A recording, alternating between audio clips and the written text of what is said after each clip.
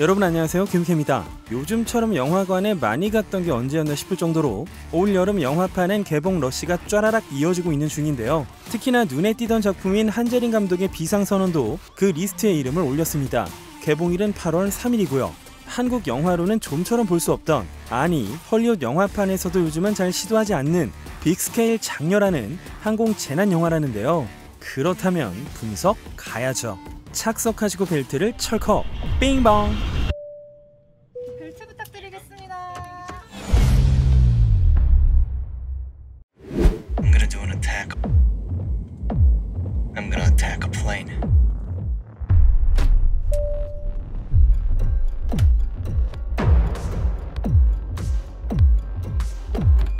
극중 임시완이 연기하는 진석의 목소리로 시작되는 메인 예고편. I'm gonna attack a plane. 난 공격을 할 것이다, 비행기를 공격할 거야 라고 말하고 있죠.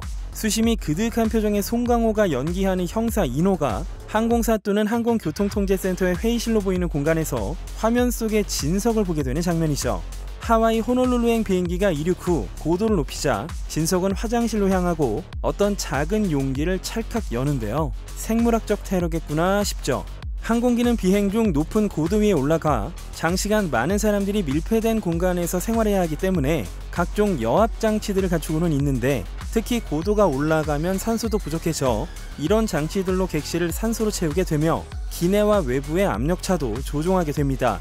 무색무취의 전염력이 빠른 바이러스가 급속도로 퍼지기에 딱 좋은 환경이니 진짜 끔찍한 일이 벌어지겠죠. 근데 이 용기가 천식 흡입제처럼 생겼고 입과 코를 막는데요. 이게 어쩌면 본인 스스로가 균주가 되기 위한 행위가 아닐까. 그런 진석을 바라보는 이병헌이 연기하는 재혁. 아이고 우리 수민이 또 굽네. 조금만 참아.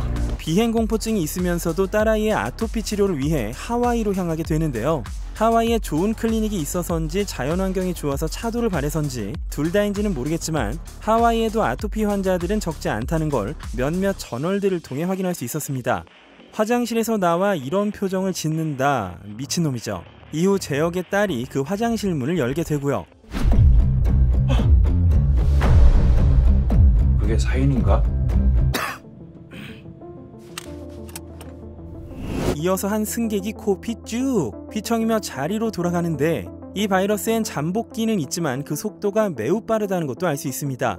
인호를 비롯한 경찰 과학수사대가 등판해서 의문의 시신의 사인을 밝혀나가고 기내에서 기침을 하는 남성에게 거리 두기를 시전하는 재혁. 자기도 비행 공포증이 있고 딸도 아토피가 있으니 다소 방어적이고 불안한 듯한 모양새죠. 장관님! 나는 여기 비행기에 탄 사람들이 전부 죽었으면 좋겠어요. 전도연이 연기하는 국토부 장관 수키의 뒤로 어떤 방역 챔버 같은 곳이 보이고 비행기 하이제킹 소식을 알리기 위해 뛰어가는 보좌관. 제 생각엔 아마도 여기가 삼성동 코엑스 1층 같은데요. 그렇다면 컨퍼런스룸에서 열리는 어떤 행사에 국토부 장관이 참석을 했고 거기서 소식을 전해 듣는다 라고 봐야겠고요. 화면 앞에서 뒤를 돌아보는 장면의 복장이 같은 걸 봐선 직후 바로 통제 현장을 오가며 계속 혼전을 거듭하는 듯합니다. 밤이 된 공항에는 적십자가 그려진 방역 챔버가 있고 경찰차와 구급차도 현장을 에워싸고 있습니다. 미끄러져 들어가는 카니발을 보면 수키가 현장에 진입하고 있고요. 국토부 장관은 항공사무를 관장하는 최고위직이고 항공교통본부는 국토부 산하에 있습니다. 협조를 안 한다고 그냥 물러서요. 우리 공무원이잖아요. 책임지라고 있는 사람들이라고요. 즉 진석이 바이러스를 푼 비행기의 착륙 유무는 수키가 결정하게 된다는 것이죠. 불안한 눈빛으로 사무장을 바라보는 나이상 이 비행기의 부기장쯤으로 보이는 김남길이 연기하는 현수입니다. 네, 비행하는 내내 터뷸런스가 좀 심할 것 같은데요. 사무장은 임시로 세워진 위기관리센터 같은 곳과 통화를 하는 듯 보이죠. 하와이 가서 와이키키 해변에 몸 좀 담그려고 탄 비행기가 작살이 나니 동요하는 승객들처럼 보이지만 미묘하게도 눈빛이 쎄한 여성들 위주로 비추고 있고 머리 스타일을 보면 이쪽은 진석의 딸이죠. 아마도 화장실에 가려는 행렬이 아닐까 예상이 되며 이렇게나 눈으로 경멸 비임을 쏠 정도면 진석이 이를 저지른 이후이고 딸은 감염이 되었다고 의심을 받고 있는 게 아닐까 싶습니다.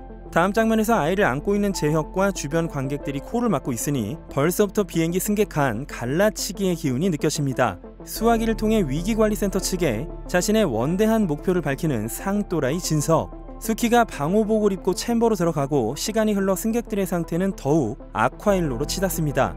김소진이 연기하는 사무장 희진이 승객들을 보살피는 가운데 재혁이 진석의 멱살을 잡고 끌어내죠. Due to a terrorist attack, your landing clearance has been denied. Until further notice, you are not permitted to land anywhere. You are not permitted to land anywhere. You are not permitted to land anywhere. You are not permitted to land anywhere. 공항을 비추는 부감 인서트, 그리고 공항 관제실. 형사 이노의 얼굴엔 상처와 옷깃 센 혈흔이 있습니다. 맞거나 공격당해서 생긴 상처라기보다는 시간도 없고 방법도 없어. 진석과 연관된 용의자를 쫓다가 교통사고가 나서 생긴 상처로 예상되고요. 아야 몰라 끊어. 뭔 신고인데? 아 몰라요. 무슨 비행기 테러한다고 누가 동영상을 올렸는데. 비행기 테러? 예. 오늘 한대요 그것도. 오늘? 형사 이노는 이렇게 비행기 테러 예고를 처음으로 접하게 되는데 아내와의 하와이 여행을 계획했다가 밀린 업무로 자기만 빠지게 되고 하필 아내가 호놀룰루행 비행기에 타게 된 것이죠. 그렇다면 이 이노라는 캐릭터의 목표는 무엇이냐? 회항하는 비행기의 무사 귀환일 것이고 그러기 위해선 이 비행기가 착륙을 해야만 하겠죠. 아마도 형사의 촉이 발동해서 수사에 들어갈 텐데요. 실내에서 어딘가를 조사하는 장면을 보면 마치 사설 바이러스 실험실 같고 여기서 이 시신을 발견했다면 실험 때문에 죽은 게 아닐까. 그리하여 본 사건과 진석의 확고한 연관성을 캐치한 이노는 지금 우물쭈물대다가 저 사람들 다 죽어. 다짜고짜 닭돌. 결국 국토부 장관 수키와는 독대를 하나 박해준이 연기하는 청와대 위기관리센터 실장인 태수한테 뚜까 맞고 연이은 저지를 당하면서 개고생을 하게 되는 것이죠. 이어지는 장면에선 항공기 밖에서 문을 닫고 다음은 급선회. 현수의 얼굴엔 피가 튀어 있으며 뒤에서 승무원 한 명이 쓰러집니다. 딸을 감싸는 재혁의 모습. 항공기의 문이 안에서 닫히는 장면이 나오죠. 문 장면은 연결하면 이렇게 되고 승무원이 서 있는 분위기도 좋으니까 영화 초반 비행기가 출발하는 장면으로 예상되고 문의 모양이나 비행기 이코노미석이 333 배열인 점, 현수가 조종하는 콕핏의 모습까지 종합해 보면 보잉 777기 중에서도 국내 항공사들이 다수 보유하고 있는 기종인 777-202R로 예상이 됩니다. 그리고 라면서 외국에선 전투기까지 띄워버리죠. 이건 비행기 속에서 벌어진 팬데믹에 외국이 대항하는 극단적 조치로 한국에서 호놀룰루까지 가는 루트 중에 상공을 지나는 국가는 일본 정도니 중간에 착륙을 시도하게 되는 곳은 하와이 또는 일본쯤으로 여겨집니다. 만약 제 예상대로의 비행기 기종이라면 항속거리가 13,000km 정도가 되니까요. 7,500km 정도 되는 하와이까지의 왕복은 급유 없이는 진짜 간당간당한 거죠. 아마도 착륙을 한 번 정도 거절당하는 것보다는 몇 군데서 당해야 더 쫄리고 절박함도 크겠죠. 이 영화의 칸 영화제 예고편을 보면 비상선언이라는 제목의 의미를 알 수 있는데요. 항공기가 비행 중 더 이상 정상적인 운항이 불가능하다고 판단되는 경우 조종사는 이것을 선포하여 관제 당국의 상황의 위급함을 알린다. 이것이 선포된 비행기는 다른 어떤 항공기에 우선하여 착륙할 수 있도록 우선권이 부여된다. 항공 운항에 있어서 이것은 비상 계엄 선포와 같다고 할 정도다. 이게 바로 비상선언이라는 것인데 전투기까지 띄워서 착륙을 원천적으로 불허하는 것을 보면 저들 역시 최악의 경우를 막기 위해서라고 볼 수 있습니다. 우리가 아는 주요 도시들 말고도 의외로 바다 위가 아니라면 어느 곳이든 몇십 분 만에 착륙할 수 있는 공항들도 많거든요. 군공항도 있고요. 어디서든 급유도 받을 수 있습니다. 그런데 이런 상황조차 거부가 된다면 바이러스가 비상선언보다 더 비상이라는 거겠죠. 그래서 이 영화가 주는 서스펜스는 사람들이 픽픽 죽어나가는데 착륙은 못하고 비상선언을 선포해봐야 타국으로부터 완강히 거부당한 채 연료까지 오링나고 있는 초유의 극단적 사태에서 오는 것이죠. 해리슨 포드의 에어포스원에선 공중 급유관을 꼽고 그 상태에서 낙하산으로 탈출까지 하는데 이런 민항기라면 얄짤없습니다. 다음은 경련을 일으키는 승무원, 랜딩 기어를 내리는 장면, 빙글빙글 돌아가는 비행기. 그 다음은 현수가 돔이라고 쓰여진 노브를 조작해서 조종실 조명을 켭니다. 태수와 주변 인물들의 굳은 표정만 봐도 수키와 대립각이 설 가능성이 높고 이 과정에서 이노의 아구창을 뚜샤! 위험을 감수해야 되는 건 마찬가지입니다. 제작기 영상엔 이런 장면이 있었는데요. 수키는 국토부 장관이긴 하나 여성 행정가로서 정치권에서도 나름 러브콜을 받는 밝은 앞날이 예상되는 인물이 아닐까 싶습니다. 이런 바탕이 깔리면 장관이어도 정치적 결단을 종용하는 보좌진들이 있을 거란 말이죠. 여기서 내릴 결정이 앞으로 정치 커리어에 해악을 끼칠 수 있다는 판단도 있을 수 있고 그래서 수키는 아마도 직을 걸고 결단을 내리게 될 것 같죠. 문장면이 또 있죠. 통돌이도 다시 한번 나오면서 승무원이 아래로 떨어집니다. 영화 플라이트처럼 배면 비행을 한다기보다는 롤각이 있는 대로 확 들어가는 모습입니다.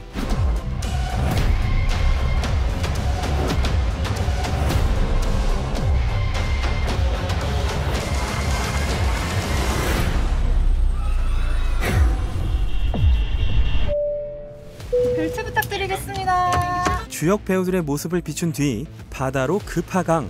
다음은 현수와 진석이 몸싸움을 벌이는 장면인데 진석이 포박당했죠. 밤에 황급히 비행기가 고도를 높이는 걸 보면 착륙을 못하고 결국 올라가는 게 아닐까 싶네요. 그리고 평온하게 이륙 직전의 모습을 보여주며 공식 예고편은 끝납니다. 몇 가지 더 정리해보자면 첫째, 이 영화의 최대 변수는 코로나입니다. 팬데믹 이전에 대본이 쓰였지만 촬영은 2020년에 시작이 되었는데요. 어쩌면 몇 년 동안 우리가 겪은 모든 일을 압축한 듯한 선견지명 같은 내용이 될 수도, 아니면 우리가 익히 경험해본 예측 가능한 범주에 머물 수도 있지만 항공재난이라는 초유의 사태를 소재로 했다는 변수가 기대되긴 합니다. 비행기의 외부가 파손되거나 그 흔한 폭발물이나 총환자로 없이 이루어지는 하이제킹은 적어도 대본이 쓰여진 시점을 생각해보면 상당히 신박한 각본이라는 걸 인정하지 않을 순 없겠고요. 둘째, 이미 사스, 메르스, 코로나 등 여러 경험을 해봐서 아시겠지만 이런 일이 벌어지면 가장 먼저 불거지는 게 정보 부족으로 인한 서로에 대한 불신감이죠. 비행기 내에서도 아까 말씀드렸듯 유증상, 무증상, 이미 걸린 사람들, 아직 나는 괜찮다 라고 생각하는 사람들 등등 밀폐된 공간에서 서로를 가차없이 갈라치는 인간 군상극이 펼쳐지면서 땅에서는 착륙을 해야 된다, 아니다, 막아야 된다, 땅에 있는 사람들 다 죽일 셈이냐 이러면서 또 갈라치기가 되지 않을까 싶습니다. 나중엔 뭐 시위대까지 등판하고 언론은 모든 것이 수키의 결정에 달렸다는 식으로 떠들고 정말 나라가 개판이 되는 그런 상황을 보여줄 것 같고요. 셋째, 모든 바이러스가 등장하는 영화들은 바이러스와 동시에 백신이 해법으로 제시될 수밖에 없습니다. 우리가 모두 알다시피 백신 개발은 다각적인 임상 데이터가 필요해 빨리 완료되기 어렵죠. 착륙시킨 비행기 승객들을 활주로에 방역 텐트 치고 살게 할 수도 없으니 이 영화에도 백신이 등장할 텐데요. 그 효과를 어떤 식으로 증명하느냐가 난제가 되겠습니다. 영화 괴물에선 송강호가 연기하는 강두가 복균자로 의심당하고 실험체가 되잖아요. 그리고 이 영화에서 가장 착륙을 바라는 땅을 밟고 있는 사람은 송강호죠. 2시간 넘도록 답답한 비행기 한만을 비추면 너무 단순할 테니 이 영화는 비행기에서 벌어지는 문제를 비행기와 땅 위에서 동시적으로 해결해 나가는 구조를 제시할 것 같습니다. 형사, 장관, 청와대, 범행 관련자 등 개인은 개인대로 동분서주하면서 버스에서 뉴스를 보는 이런 장면들을 통해 집단이 어떻게 정서적 바이러스 마냥 빠르고 이기적으로 미쳐 돌아가는지도 보여주고, 비행기에서 누군가 감염이 되면 그들을 따로 격리하자는 여론이 생기거나 극단적인 문제가 생기면 자신을 희생해서 도울지 말지를 결정해야 하는 순간이 오는 등 다양한 관점을 제시하고, 특히나 다크나이트에서 Each of you has a remote. Blow up the other boat. If, however, one of you presses the button, I'll let that boat live. You choose. 이렇듯 조커가 던졌던 물음처럼 비행기 승객과 비행기에 타지 않은 다른 모든 사람들의 생명의 무게를 저울질하면서 어떤 물음을 던지지 않을까 싶습니다. 스크린을 통해 너무나 보고 싶었던 배우들이 다수 등장하는 건 여러 관점과 느낌을 전하기 위한 것이라고 생각이 되는데요. 이런 점은 스티븐 소더버그 감독의 연출법도 생각이 납니다. 그리고 크리스토퍼 놀란 감독의 인셉션을 방불케 하는 비행기 통돌이 등의 흥미로운 지점들과 이 영화가 던지는 물음이 코로나를 겪은 우리에게 어떤 울림을 전할지가 가장 흥행에 영향을 주는 요소가 아닐까 예상이 된다는 점을 끝으로 이번 순서는 여기서 마치겠습니다. 지금까지 기묘한 KC의 K였습니다. 여기 사람들 많이 타는 비행기가 뭐예요? 나는 여기 비행기에 탄 사람들이 전부 죽었으면 좋겠어.